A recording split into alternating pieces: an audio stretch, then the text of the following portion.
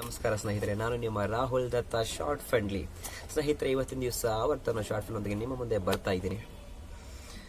Bhagavad Gita, Quran, Bible ಈ ಎಲ್ಲ ಗ್ರಂಥಗಳಲ್ಲಿ ಹೇಳೋದು ಒಂದೇ: ನಾವು ಇನ್ನೊಬ್ಬರಿಗೆ ಏನೇನು ಬಯಸ್ತೀವೋ, ಏನೇನು ಕೊಡ್ತೀವೋ ಆ ಕರ್ಮ ನಾವು ಅನುಭವಿಸಲೇಬೇಕು.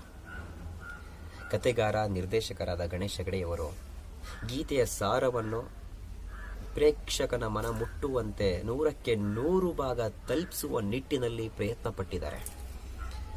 ಹಾಗೆ ಭೂಗತ ಲೋಕ ಈಗಲೂ ಕೂಡ ತಲೆ ಎತ್ತಿ ಮೆರೀತಿದೆ. ಆವರ್ತನ ಸವಾಲನ್ನು ಕೊಟ್ಟು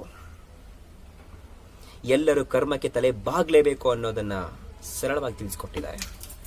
ಇನ್ನು ಚಿತ್ರದ ಕೊನೆಯ ಹಂತದಲ್ಲಿ ಕಾರ್ ಕೆಟ್ ನಿಂತು ನೀರು ತುಂಬಿ ರೆಡಿ ಮಾಡಿ ಮತ್ತೆ ಕಾರಲ್ಲಿ ಕೂತ್ಕೊಳ್ಳೋ ನಮ್ಮ ಗೆಳೆಯ ಇಮ್ರಾನ್ ಅವರು ಇಮಿಡಿಯೇಟ್ ಆಗಿ ನಿದ್ರೆಗೆ ಜಾರ್ತಾರೆ. ಇದು ನಿರ್ದೇಶಕರೇ ನಿದ್ರೆಗೆ ಜಾರಿಸಿರುವ ಹಾಗಿದೆ.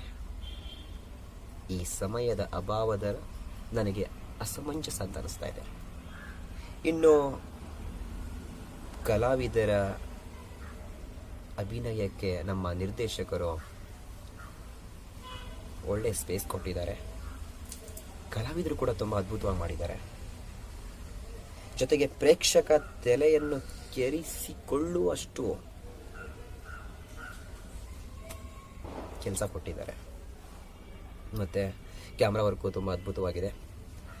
ಇನ್ನು ಮುಂದೆ ಇದೇ ತರಹದ ಚಿತ್ರಗಳು ನಮ್ಮ ಕನ್ನಡ ಚಿತ್ರರಂಗಕ್ಕೆ ಬರಲಿ, ಹೊಸ ಹೊಸ ಕಥೆಗಳು ಮೂಡಿ ಬರಲಿ, ಸಮಾಜೋದ್ಧಾರ ಕೆಲಸವನ್ನು ಮಾಡಲಿ ಅಂತ ಹೇಳ್ತಾ, ಆವರ್ತ ಟೀಮ್ಗೆ ಆಲ್ ದ ಬೆಸ್ಟ್ ಹೇಳ್ತಾ, ಸ್ನೇಹಿತರೆ ಇನ್ನು ಮುಂದೆ ಇದೇ ಥರದ ಹೊಸ ಹೊಸ ಕಥೆಯೊಂದಿಗೆ ನಿಮ್ಮ ಮುಂದೆ ಬರ್ತಾ ಇರ್ತೀನಿ. ನೋಡಿ, ಹರಿಸಿ, ಹಾರೈಸಿ. ನಮಸ್ಕಾರ ಸ್ನೇಹಿತರೆ.